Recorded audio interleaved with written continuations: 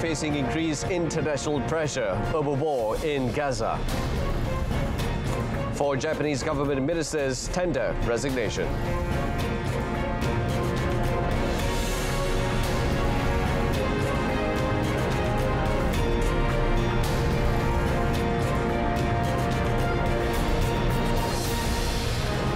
Good afternoon and salam Malaysia Badani. Thanks for joining us. I'm Brendan Lepal and you're watching World Today. Israel is facing mounting international pressure over its war in Gaza, with even key backer, the United States, criticizing the indiscriminate bombing. It has left Gaza in ruins, killing more than 18,600 people, mostly women and children, and causing unparalleled damage to its roads, schools and hospitals.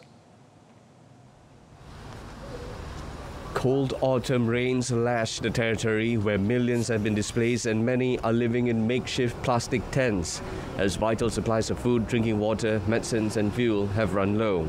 The UN General Assembly passed a resolution Tuesday demanding a ceasefire backed by 153 of 193 nations, surpassing the 140 or so that have routinely condemned Russia for its invasion of Ukraine. While the United States voted against the resolution, it was supported by allies Australia, Canada and New Zealand, who, in a rare joint statement, said they were alarmed at the diminishing safe space for civilians in Gaza. UN Satellite Analysis Agency UNOSAT said 18% of Gaza's infrastructure had been destroyed. Even United States President Joe Biden said Israel was starting to lose support from the world by the indiscriminate bombing that takes place. Disaster response teams fanned out across northeastern Australia, counting the cause of a tropical cyclone that flooded major highways, uprooted trees and left 40,000 without power. Coastal regions were battered by damaging winds and swamped by flooded rivers as tropical cyclone Jasper barreled in off the Coral Sea on Wednesday evening. Although the storm was running out of steam by Thursday morning, government meteorologists warned it was still whipping up intense rainfall and damaging wind gusts. Queensland State Disaster Coordinator Shane Shalapi told reporters there had been no serious injuries or loss of life reported in the wake of the cyclone. State Treasurer Cameron Dick said 40,000 homes and businesses were without electricity, including 25,000 in the resort city of Cairns. Rough surf, strong winds and heavy rain pelted the seaside town of Palm Cove, where usually bustling restaurants and high-end hotels battened down the hatches and waited for the storm to pass. Queensland Fire and Emergency Services said chainsaw-wielding disaster response crews had been dispatched to clear major roads clogged by fallen trees and downed power lines. 4 Japanese government ministers tendered their resignations today over a major corruption scandal in the ruling party. The scandal surrounds allegations of kickbacks of $3.4 million within the Liberal Democratic Party, which has governed the world's 3rd largest economy, almost uninterrupted for decades. Chief Cabinet Secretary Hirokazu Matsuno confirmed that he was stepping down and that Economy and Industry Ministers Yasutoshi Nishimura, Internal Affairs Minister Junji Suzuki and Agriculture Minister Ichiro Miyashita had also tendered their resignations. Michiko Ueno, a special advisor to the Prime Minister, is also leaving office as well as 5 deputy ministers. Prime Minister Fumio Kishida said the day before that there would be personal changes as he promised to deal with the allegations, which are reportedly being probed by prosecutors. The latest scandal implicates the largest faction within the Liberal Democratic Party. The kickbacks allegedly went to party members who exceeded their ticket sales quotas for party fundraising events. And in other news, a 12-year-old schoolgirl threatened a teacher with a knife in an apparent murder attempt at a French school, the latest incident in the country's increasingly tense education system. No one was injured in the incident during English class in the northwestern city of Rennes, but prosecutors said they have opened a criminal investigation into attempted murder. The schoolgirl came to class armed with a large knife with the apparent intention of killing her English teacher. During the lesson, she brandished the knife at the victim, who fled running before she was disarmed by staff at the Hotel Homme junior high school. The local education authority said the other students were immediately moved to safety. The prosecutor said the girl is undergoing psychiatric examinations in hospital, which will allow the authorities to shed further light on the situation. The suspect is the eldest of 4 children in a family of Mongolian origin with residency in France and who arrived in Rennes in 2012. There have been growing tensions in schools in France, which has large Muslim and Jewish communities, sometimes linked to the war between Israel and Hamas. The world, for the first time, approved a call to transition away from fossil fuels as United Nations negotiations in Dubai tackled the top culprit behind climate change. But at-risk countries said far more action was needed.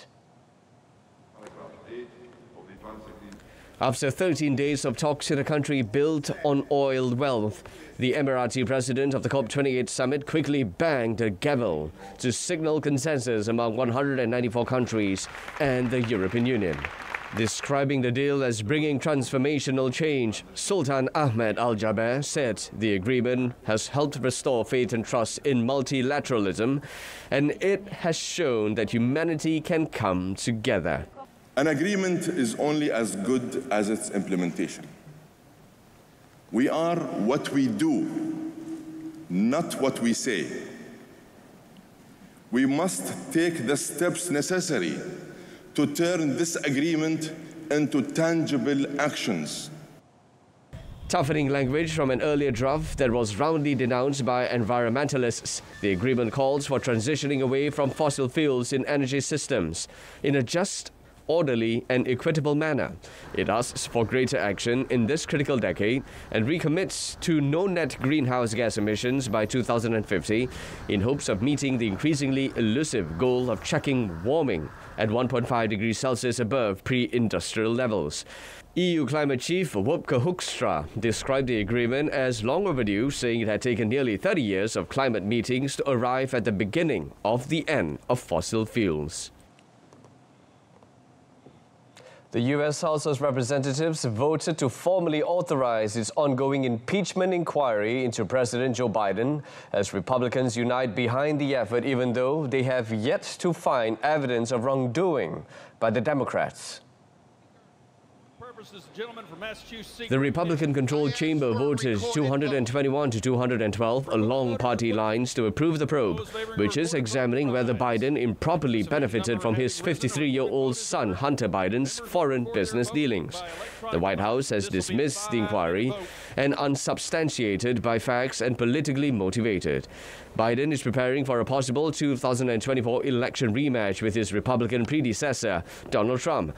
The vote comes 3 months after Republicans informally began the probe and is not a required step to remove a president or other official from office. However, authorization could give Republicans more legal authority to force Biden's administration to cooperate and could help to counter accusations from Democrats who say it lacks legitimacy. The effort will almost certainly fail to remove Biden from office. Even if the House votes to impeach the president, the Senate would then have to vote to convict him on the charges by a 2/3 vote, a near impossibility in a chamber where Biden's fellow Democrats hold a 51 to 49 majority. India's parliament was halted after a major security breach that saw 2 people disrupt proceedings by setting off a smoke canister inside the legislature. The pair were arrested by security along with 2 others detained outside the building after one man jumped onto the floor of the lower house of parliament from an overhead visitors' gallery.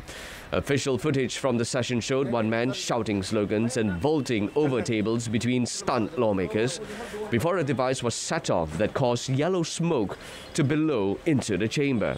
The motives of the pair and how they managed to evade security checks were unclear, with police in New Delhi yet to release any details on the incident. Parliament resumed after a brief adjournment, with Speaker Om Birla telling lawmakers that 4 people had been arrested for the disruption. Birla said the parliament is carrying out a thorough probe and the New Delhi police had also been given necessary directions. He also assured lawmakers that the smoke was not hazardous to human health. The disruption came on the 22nd anniversary of an attack on the parliament's previous home in New Delhi. 5 gunmen shot dead at least 8 security personnel and a gardener in that assault, which also took place on the day of a parliamentary session.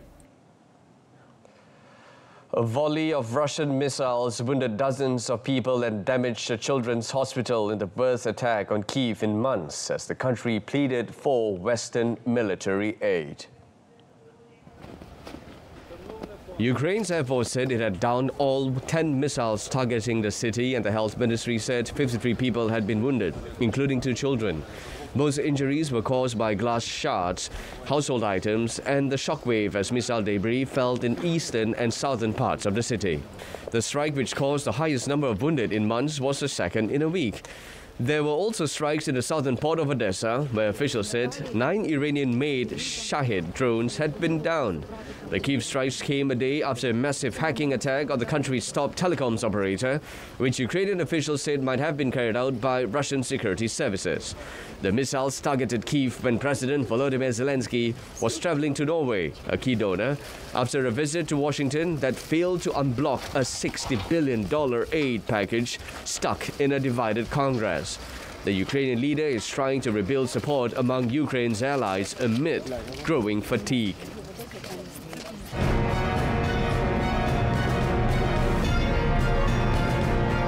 Coming up next, U.S. Federal Reserve policy makers vote to keep interest rates high. Stay with us.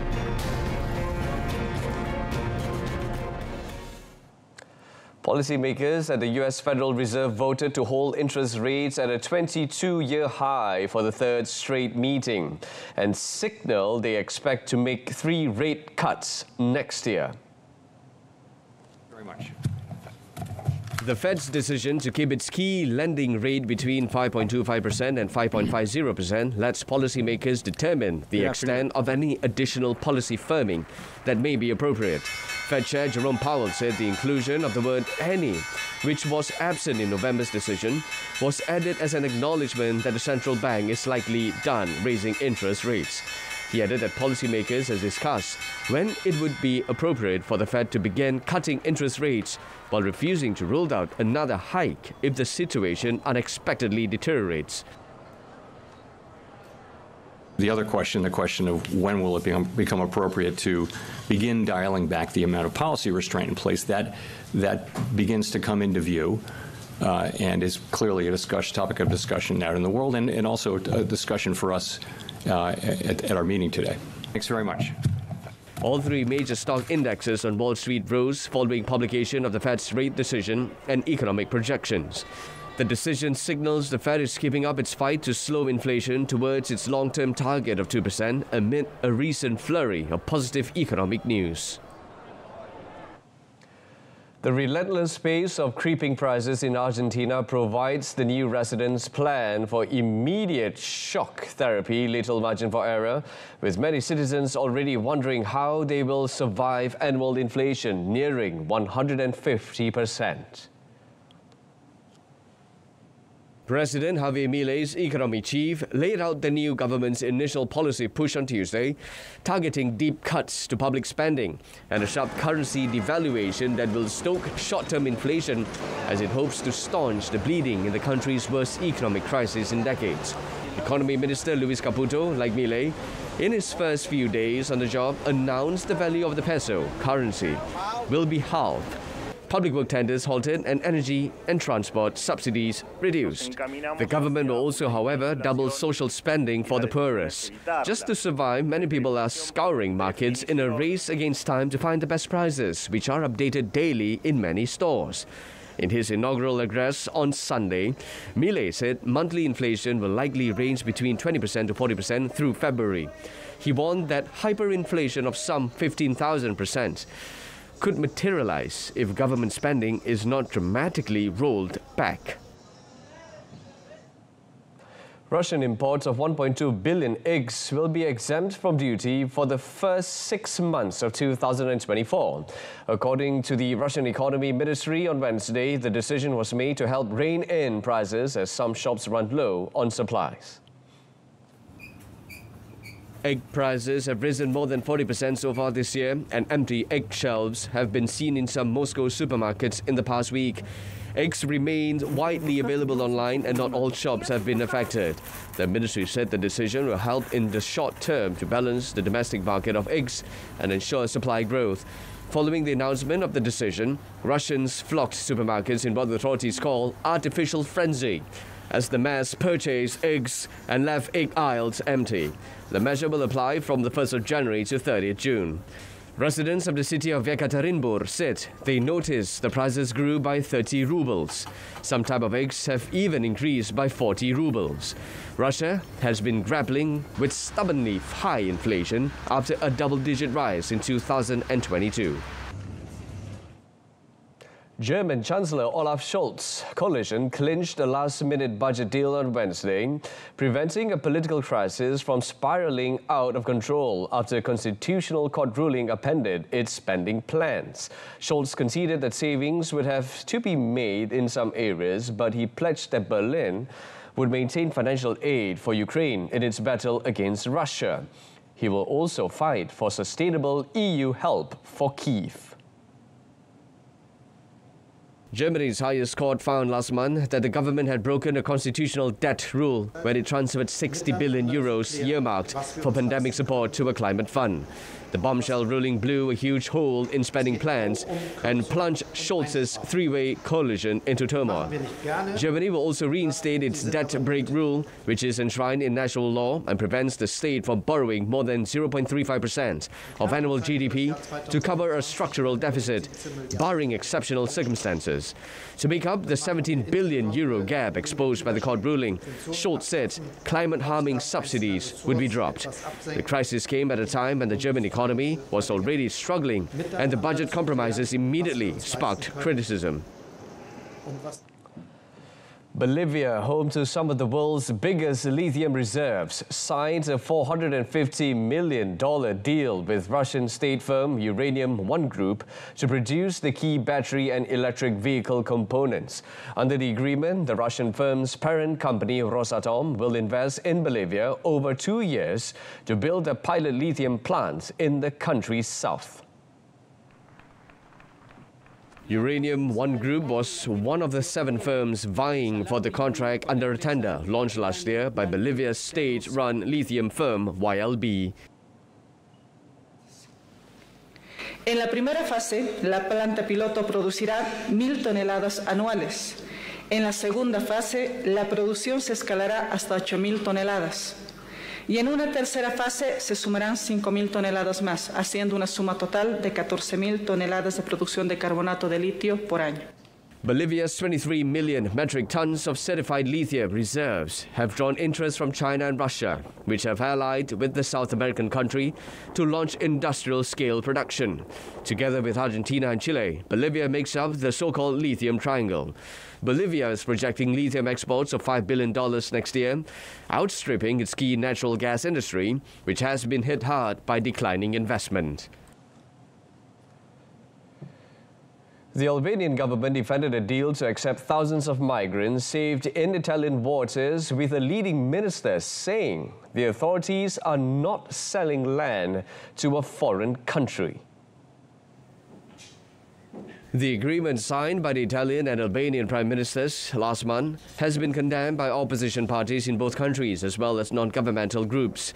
Under the unique deal, 2 centers will be established near the Shenzhen port in northern Albania to handle around 36,000 people a year sent by Italy to be screened to see if they qualify for asylum in Italy.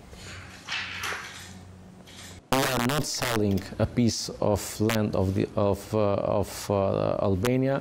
We are offering this land to Italy, like we usually do. For example, when you set up an embassy for example, let's say the jurisdictional responsibility belongs to the Italian government, but when it comes to the ownership of that piece of land, it belongs to the Albanian state. Italy is set to cover the entire cost of the project, including any additional expenses incurred by Albanian police providing security outside of the camp. The deal still faces multiple legislative and legal hurdles in Albania before it can be implemented. China's new domestically produced passenger jet made its debut outside the mainland on Wednesday, with international media in Hong Kong getting their first up-close look. The C919 made its maiden commercial flight in May and is key to Beijing's decades-long ambitions to compete with European and US rivals in the air and cut down China's reliance on foreign technology. Chinese authorities hope the slick, narrow-body aircraft built by the state-owned Commercial Aircraft Corp of China, COMAC, will challenge foreign models like the Boeing 737 MAX and the Airbus A320. Now on display at Hong Kong International Airport, the C919 will fly over the city's Victoria Harbour on Saturday. According to officials in a statement, the C919 has received 1,061 orders from more than 30 clients as of this week. China has invested heavily in the homegrown jetliner as it seeks to become self-sufficient in key technologies, but many of the C919's parts are sourced from overseas. The jet received official certification to fly last year after more than a decade in development, but has yet to secure any international buyers. Pep Guardiola among favourites to win Best FIFA Coach Award. That and more next in sports.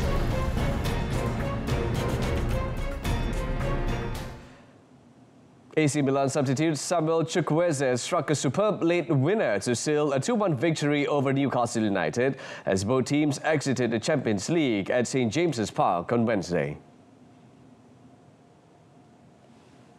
At one point on a nerve-jangling climax to Group F, Newcastle were heading for the last 16 as they led through Joe Linton's rasping first-half drive, and Paris Saint-Germain trailed in Germany to Borussia Dortmund.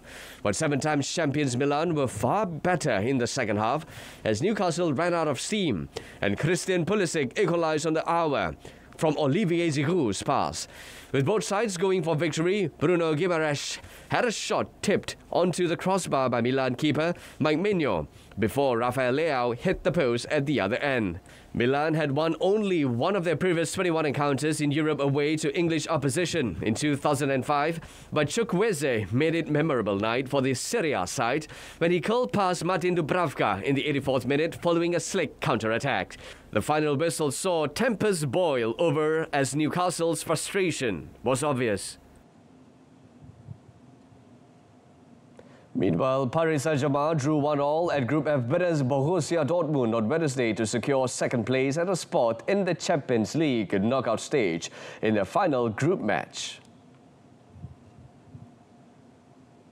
Both sides squandered a bag full of golden chances in a surprisingly goalless first half before Karim Adeyemi finally broke the deadlock for the already qualified hosts in the 51st minute, slotting in off the post after PSG lost possession outside the box. The visitors responded 5 minutes later, levelling through teenager Warren Zaïre-Emery after good work from Kylian Mbappe, who had also an effort ruled offside in the 76th. Zaïre-Emery became the youngest ever French goal scorer in the Champions League at 17 years and 280 days. Dortmund topped the group on 11 points with PSG in second place on 8, the same as third place AC Milan, who will continue in the Europa League following their 2-1 win at Newcastle United, who picked up 5 points.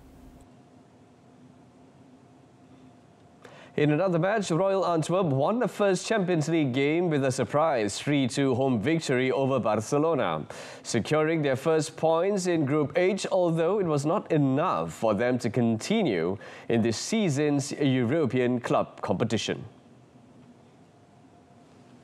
Teenager Arthur Vermeeren had Antwerp ahead after 90 seconds, but Barcelona equalized 10 minutes before half-time through Ferran Torres. Vincent Janssen put Antwerp in front again early in the second half, a lead they held going into stoppage time when 17-year-old Mark Gieve tried to deny home celebrations with an equalizer. But straight from the kick-off, Antwerp surged downfield and won the game through another teenager substitute, George Ilenikina. It meant Antwerp avoided losing all 6 of their group's games in their Champions League debut, but they still finished bottom of the standings. The Spanish club, who rested regulars, had already secured a top 2 place before the game, and the 5-3 win for Porto over Shakhtar Donetsk in the other group match confirmed Barcelona as group winners despite their defeat. Manchester City's treble-winning coach Pep Guardiola and England women manager Sarina Wiegman are among the finalists for the Best FIFA Men's Coach and Women's Coach Awards. Guardiola is a firm favourite after City won the Premier League, FA Cup and Champions League title last season, while Wiegman, a 3-time winner, is the current holder of the Women's Coach Award. Wiegman led England to yet another major final when they reached the summit clash at the Women's World Cup, where they lost to Spain. Also up for the Women's Coach Award is Jonathan Giraldes, who led the Barcelona women's team to the league title with just 1 loss all season, while they also won their 2nd Champions League crown. Chelsea coach Emma Hayes is the 3rd finalist after another successful season where they won the FA Women's Super League and the FA Cup. Hayes will be leaving Chelsea in May to take up the role of head coach of the United States women's national team. In the men's category, Guardiola is joined by Simone Inzaghi, who led Inter Milan to the Champions League final while they also lifted the Coppa Italia. The 3rd finalist is Luciano Spalletti, who ended Napoli's 33-year Scudetto drought when they won the Serie A title with 5 games to spare. The winners will be crowned on 15 January in London. The Turkish Football Federation, TFF, said on Wednesday that its top football league will resume play Tuesday next week following a 1-week suspension due to an on-field attack by a club president on a referee. TFF had indefinitely postponed all matches after Ankara-Gucu club president Faruk Koca entered the pitch and punched referee Halil Umut Meler in the face at the end of a Super League match on Monday evening. The official was then kicked while lying on the pitch. TFF President Mehmet Buyukeksi said on Wednesday its board decided to resume league matches on 19 December and that necessary changes will be made to alleviate security concerns, including amendments to relevant laws. Buyukeksi said the Federation's disciplinary committee would decide on Thursday on the status of Ankara-Gucu, its president and others who invaded the field. Koca was arrested on Tuesday for his attack on Mele, who was released from an Ankara hospital on Wednesday with a swollen and darkened eye, but no other health issues.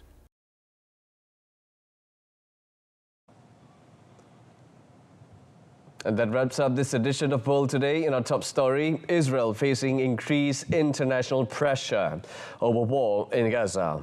Till then, I'm Brendan LePaul from the river to the sea. Palestine will be free. Thank you for watching. Take care.